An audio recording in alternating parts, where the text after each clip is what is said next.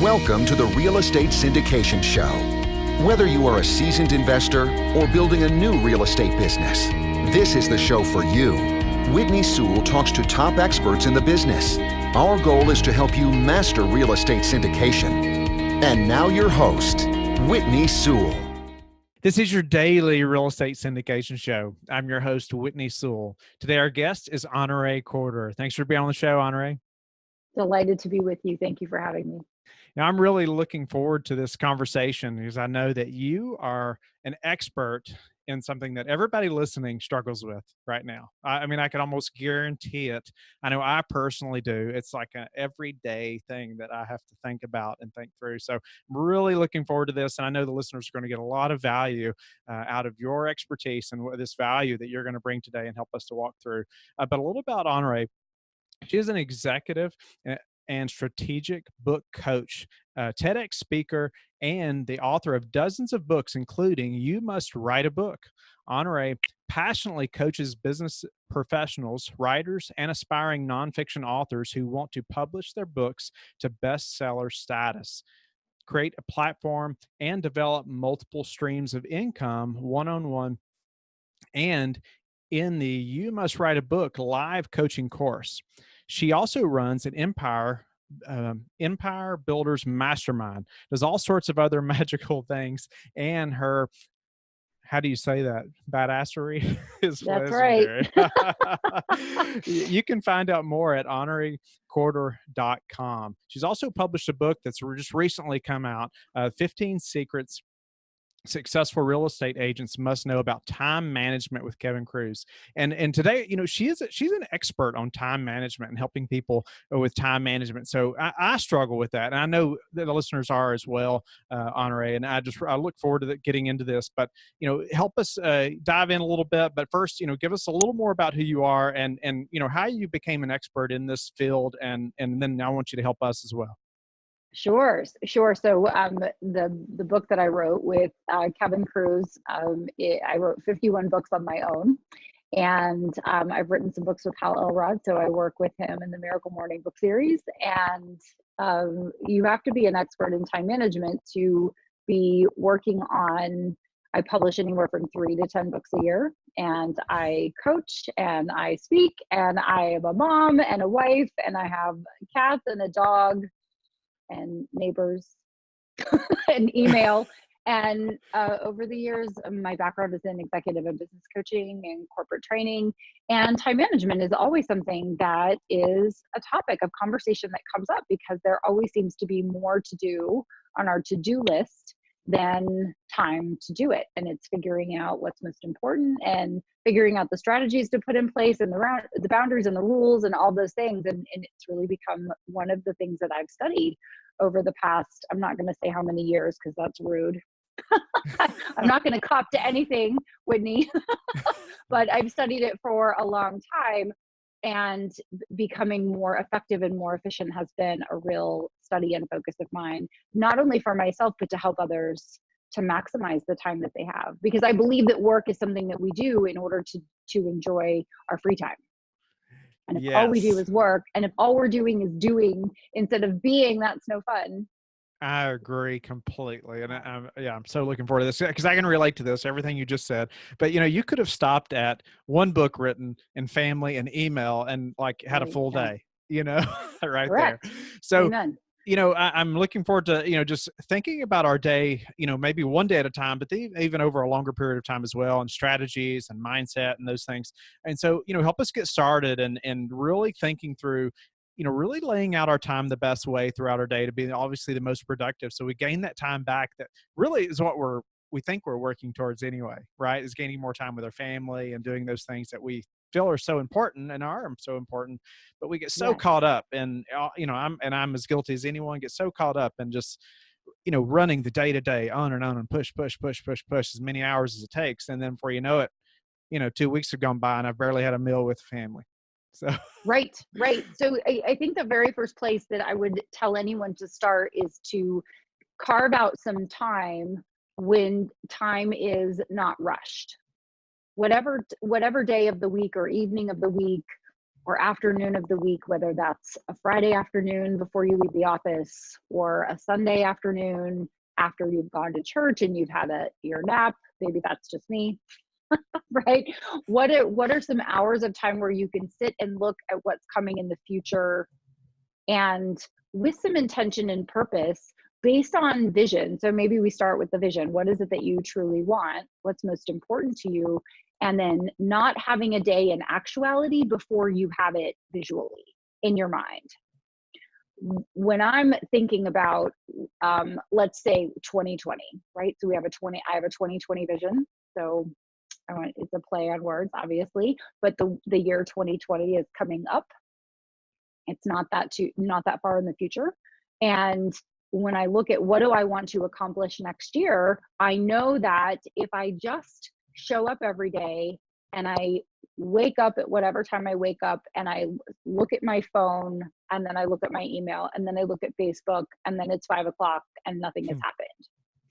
And I feel unproductive and like I haven't accomplished anything and I'm behind and I'm always running to catch up, right? Yes. And I hate that feeling. I like to be ahead of the power curve. I was a star student. at least 2 out of the 20 years I went to school. And I really like to turn things in ahead of time. I don't like to be the person that's doing my taxes on April 14th or April 15th or April 16th or filing an extension. Or August, right? Or whatever. I like to be ahead of the power curve, and there's something very powerful about knowing that your Christmas shopping is done by December 15th. And so how do you do that? The way to do that is to look at what do I want to accomplish, and then putting time blocks on your calendar ahead of time. Starting with, I have 4 weeks of vacation that I would like to take. And when am I going to take those weeks, and blocking those off and holding them sacrosanct, that nothing is going to change your mind about when that time off is going to occur. My personal rule is I don't work evenings, weekends, or holidays. And I have a dividing line between work and play, family time, recreational time. I get up early in the morning and I get up with intention and purpose. I get up at the same time every day. I have the same routine. I have work hours. I'm not doing anything that isn't on my calendar when my calendar says it's time to do it. However, it is surprising to some people when they really get in the weeds with me. They're like, okay, how do you do all the things? And they would surprise most people that the hour of noon, right? The noon hour, lunchtime, is lunch and rest. I get up from my desk. I work at home. I get up from my desk. I go and I eat something. Sometimes I read a book. Sometimes I sit on the porch with my dog or my daughter. Sometimes I read a book. Sometimes I take a nap. But that is time away. And then I am done working at 4:30 every day. And I'm not working after that. I get up from my desk. I shut my computer. I walk away and I go do something else. And there are lines of in the sand, lines of demarcation that say this is work time and this is non-work time, which allows me to be effective and efficient, to recharge, and then to perform when I am working. So I said a lot there. That's a lot to unpack. Yes. Right? It's some great things that you mentioned there. And I love how you're so rigid about at 4:30, this is time for the afternoon with family, whatever we have planned, right? With family, and it's time to turn the work off. Okay. And so, I struggle with that because it's like, there's still work to be done. And I'm just the mindset of like, okay, however long it takes, I'm just going to get it. That's my thought process. Like I'm pushing through however many hours it takes, I'm going to get it done. But, there's times my family sacrifices, or I would say often, because of that, because I'll be in the office till midnight if that's what I feel like it takes, Sure. Time blocking for me is sorry to interrupt. I'll finish my thought and then I'll take your question. Time blocking for me is the way that I get things done. I have an hour block or a 2-hour block or a 3-hour block, and those are consistent blocks where this is the time that I'm working on my business. This is the time I'm working in my business. These are the hours that I have available for these types of things, which is a shift for most people, right? To say, these are the days that I have to have appointments. These are the days and the times that I have to have appointments. And these are the days and times that I am working on writing or editing or proofreading or business development or follow-up. Those are appointments on my calendar with myself. So when someone says, when do you have time to meet? Sometimes I'm scheduling them 2 or 3 weeks in advance because I want to make sure that I'm not working until midnight on something because I didn't use my time effectively. Does that make sense? Yes, it does. And so I would like to know, like, how do you know those things that can wait though? So, it's noon, it's Sure. 2 minutes till you're fixing to go to lunch. However, you get this email where somebody's like, Honorée, I need this, right now, or whatever it may be. There's some kind of task that come up that's very important. Are you going to move that around? How flexible can you be? Well, so I'm not checking my email at that time. I have time on my calendar twice a day to look at email. And it is not that I am not keeping an eye on it in case of emergency, but there's no publishing emergency, right? There's no real estate. Really, there's nothing that can't wait until. There's nothing that can't wait until, I guess, until you can get to it or until you have the time next, right? Correct. So there is no, I'm not a brain surgeon. I don't work in the ER, and I don't think I'm that important. And also, if something is that important, someone is going to call me or text me. I am not going to get an email for an emergency, right? A true emergency is going to come. There will be a knock at my door. A true emergency, there's somebody with a badge, right? Or an axe or a fire hose. Right? That's a true emergency. Everything else I think can actually wait. And I used to be in reaction instead of proactive. And I used to be that person that was like, ooh, I respond to the emails right away. I am, Jane on the spot. I am, right? And I have found that no one died. Nothing really truly went wrong. No, nothing burned to the ground. No one didn't sell or buy anything because I didn't respond immediately. And when I started to put my priorities in order and then to calendar items, when something needs to get done, I think this is important to say. When something needs to get done, I don't write it on a to-do list. I put it in my calendar. I like it. I have a time to do every type of task. And when someone says, oh, could you send me a book, right? For example, someone will send me an email and they'll say, oh, I'd like a signed copy of your new book. I'm going to Venmo you the money or PayPal you or send you a check or whatever, right? Once I've gotten that, then it goes in the mail out books hour, right? Or the follow-up hour or the write a thank you note hour, those sorts of task items where I'm at my desk and I don't have to be smart. Right? All of us have different times of the day when we are more creative and we can do the harder tasks. And so I save those hours and those times for those types of activities. And then in the later hours of the day, I will do those important monetary tasks. Now, you asked me how I know what's important. I put revenue generating activities above anything else. So the first things I'm going to answer are my clients. The clients who have engaged me, those are the things I'm going to answer first. The things I'm going to answer next are the inquiries or the referrals, those sorts of things. If an actual person needs something, those are going to come above, I need to write someone a thank you note for something, or I need to send something in the mail, or I need to respond to something that isn't revenue generating, but is still something I would want to respond to. Does all that make sense? It's prioritizing. Yes, for sure. Yeah. Yeah. That makes so much sense. And so I'd love for you to break down even from, I know you talked about like 2020 vision, what you have planned for next year. You've blocked this time for vacation. You've said, okay, this week I'm doing that, or, those big things. Could you bring that on down to even like today? Or tomorrow, we'll say, really laying out our day so we have the best time management and maybe some tips of how you do that. Sure. So everything is about pipeline. No matter what business you're in, it's, and there's a great book called Go for No, right? Which is how many no's do you need to get in order to get a yes? So figuring out if I teach a course, which was mentioned in the bio, in my bio when you did the introduction, I teach a course.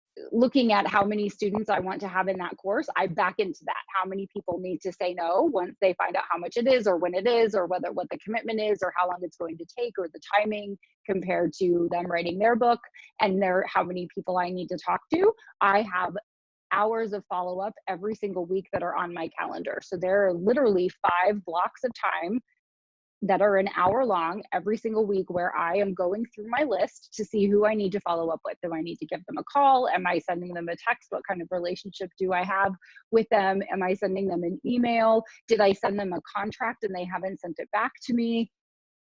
Did they send me their contract back and now I'm supposed to send them signed books? What does that look like? And also, as part of my referral process and thank you process, if someone referred that person, I'm writing a thank you note. All of that goes into that hour. That's revenue generating, prospecting, and follow-up, if that makes sense. So those hours are on my calendar, and by gosh and by golly, that's when my butt is in the chair and I am doing that follow-up. As someone who writes every day and I'm writing these books, I have the hour that I write every day. I'm always producing a book, and there is editing or proofreading time, there is marketing time, and those hours are on my calendar. Also, I need to do what I call gripping and grinning, right, which is business development, revenue generating activity in the form of FaceTime. Developing relationships with people who are either going to hire me or refer me, and I will go and have those meetings in person, or I'm going to have a Zoom meeting or a Skype meeting, and I'm having those conversations, or I'm making those phone calls to those strategic partners. And that time is on my calendar. So, you mentioned earlier that you are up early, and you even mentioned like your best times of day for doing specific things. And you just talked about, a few things you're doing through the day, but could you elaborate on like maybe some of the first things you're doing in the morning and why that's important? And then, some other things throughout the day that are like maybe the most common best times of day to do specific things that maybe we wouldn't normally know. Sure. So I'm a big believer in meditation. My first thing that I do in the morning, usually before my alarm goes off at 4:30, is I'm doing a guided meditation. And so by the time my alarm goes off at 4:30, and I can go all the way down. So this is my power up ritual, and then I have a power down ritual. So part of my power down ritual is laying out the clothes that I'm going to put on right when I get up, because I have a routine that I follow, and then an alarm to take my dog out. So from 4:30 until 6, I am writing a thank you note. The very first thing I do is write 1, 2, 3, 4, 5 thank you notes, and it takes 3 minutes per thank you note, including stamping it and getting it ready to go, for somebody who's done something for me the previous day. So if there is anyone who has done anything for me today, I have this call with you. It's not going to be a surprise when I say, hey, Whitney, what's your mailing address? I had a meeting earlier today. Someone gave me a book, so I'm going to send her a thank you note for her time and for the book. I'm coming up with a reason to show gratitude. I think a gratitude practice is great. The first thing, there's always at least one person to send a thank you note for, right? Especially if you're looking. Then I read.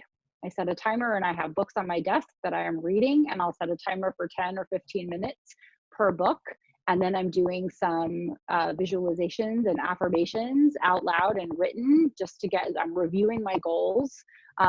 Right behind me, right behind this screen, is another board, and I have pictures of things, vision board, if you will, of things that are just in my, going into my subconscious mind. So I'm doing those morning practices.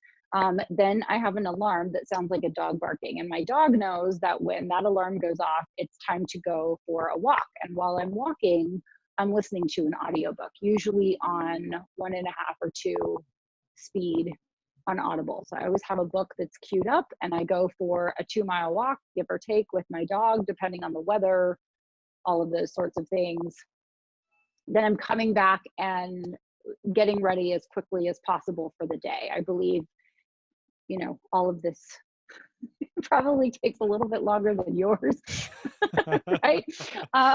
So my goal is to, get in and get back out here as quickly as possible, because at 8 o'clock, I have an hour of something to do. At 9 o'clock, I have an hour of something to do. At 10 o'clock, I have an hour or 90 minutes or 2 hours or 3 hours of something to do, whether that's a strategic block where I'm working on my business, a coaching call, a class that I'm teaching, a manuscript that I'm reviewing. All hours are accounted for before I start the day. I never wake up and just go, how am I going to spend my day today?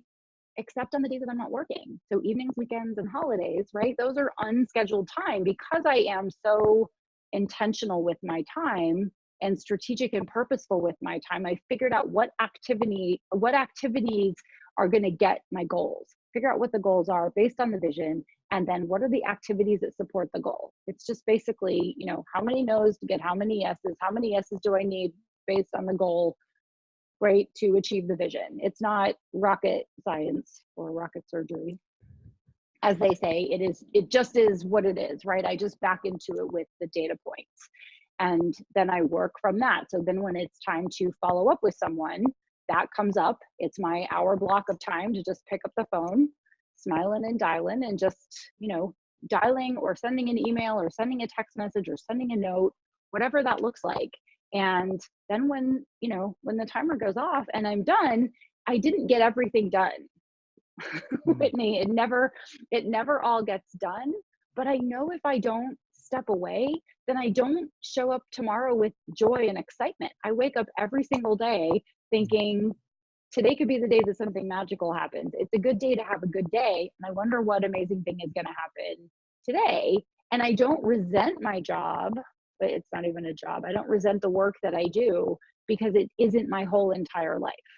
My work life supports my shoe shopping. It supports my mother-daughter dates. It supports my vacations with my husband. Right? I mean, it's like, it's meant to monetarily support the rest of my life and things that I'm interested in that are not work.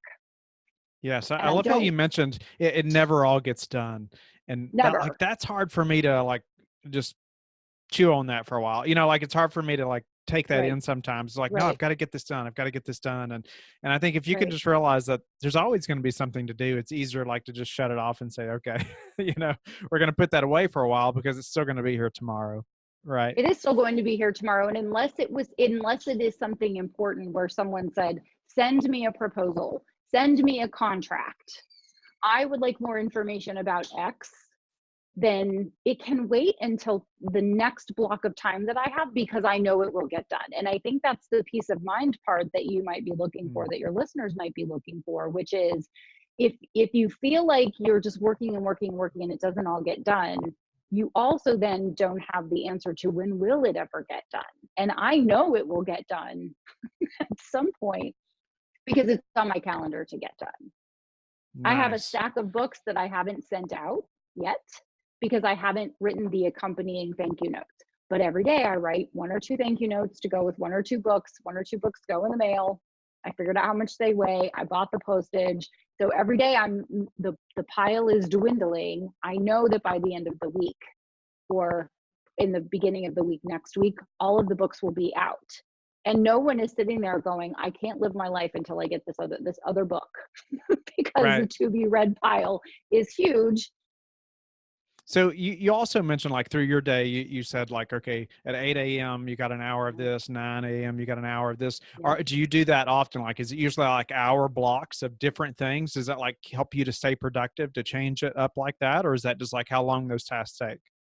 I just schedule hour blocks for coaching, even though most of my coaching sessions are a half an hour. That gives me preparation time and come down time, sending the notes, sending the homework, sending the follow-up email, the thank you note, whatever that looks like.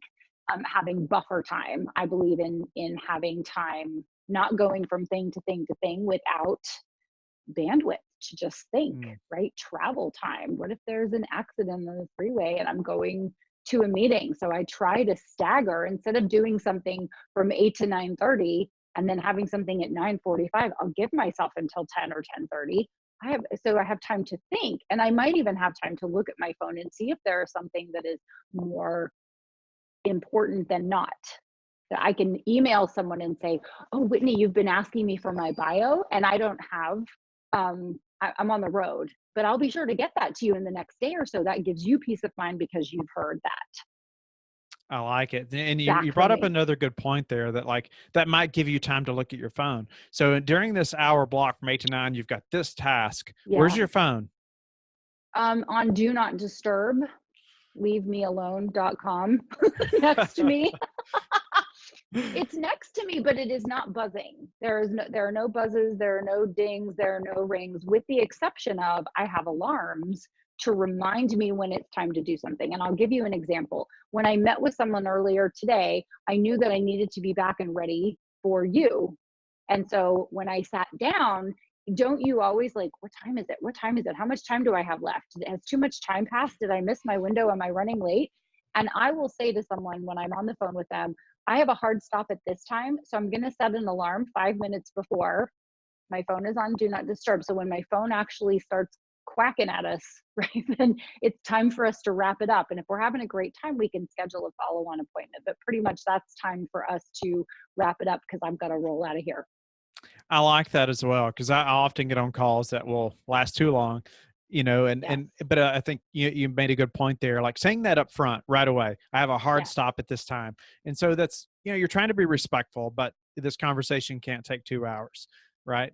And I don't want my phone to be going off. I don't want to be looking at my phone, and I want to be respectful and fully present. And I know Mhm. my phone will take care of me. That's another strategy for when you're working on your computer with your phone next to you. I tend to work in 50-minute hours. So if I have the 8 o'clock hour to clean out my email inbox and write some notes and just do some general administrative nonsense, which by the way, I do not do general administrative nonsense at 8 in the morning. That's valuable, like thinking Mhm. time, right? So the admin stuff happens later.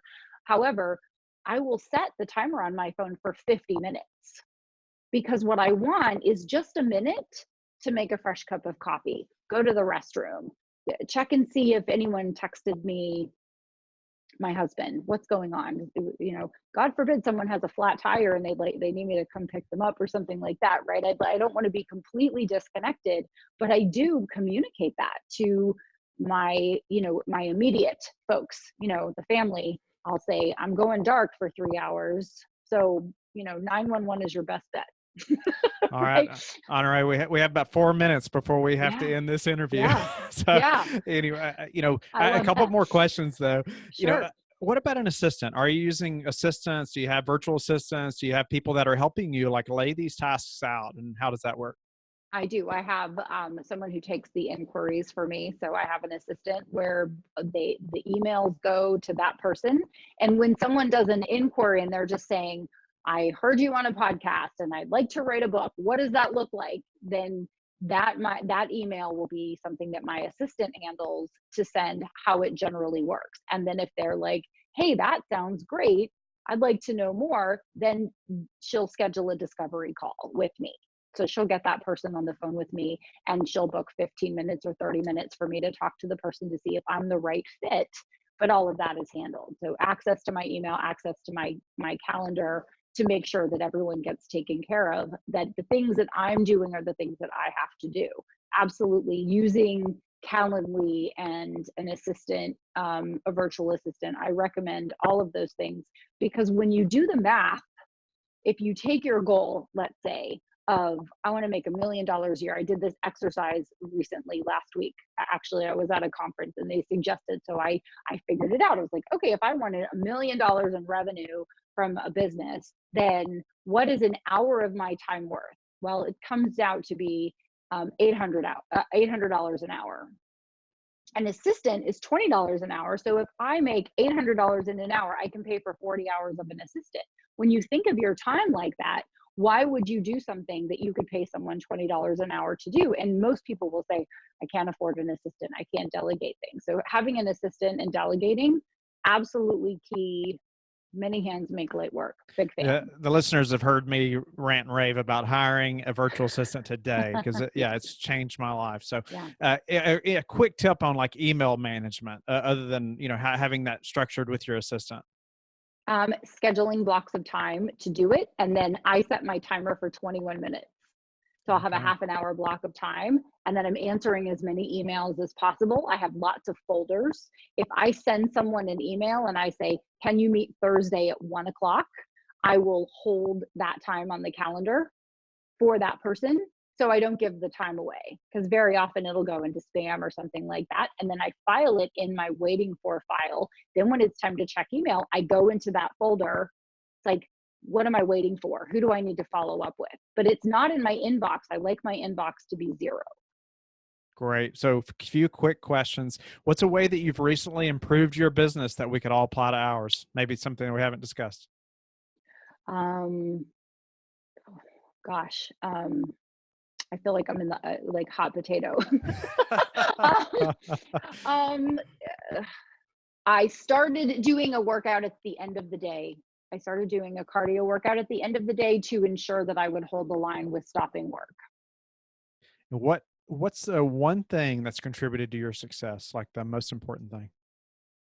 I embrace, there's 2 things. I embrace hard work. I don't ever take anything for granted. Love it. And tell us how you like to give back. So I'm a Rotarian. I donate a good percentage of my time reading to kids in schools and doing Habitat for Humanity builds, and anything I can do in the community. And also I give monetarily. I think the more money you make, the more generous you can be. Great. Well, Honorée, an amazing show. I appreciate just this focus on time management, because it's something I struggle with. I mean, every day. And I appreciate, and I know the listeners are as well. And I just appreciate you being able to lay out some just really actionable things that we could do right now to think about our day and how we're spending our time. But tell the listeners how they can get in touch with you and learn more about you and what you're doing. My website is honoreecorder.com, and on the front page of the website, they can download a free copy of my book, You Must Write a Book. And I am at Honorée on every social media site ever, except for Snapchat, because I'm too old for that. Thank you for listening to the Real Estate Syndication Show, brought to you by Life Bridge Capital. Life Bridge Capital works with investors nationwide to invest in real estate, while also donating 50% of its profits to assist parents who are committing to adoption. Life Bridge Capital, making a difference, one investor and one child at a time. Connect online at www.lifebridgecapital.com for free material and videos to further your success.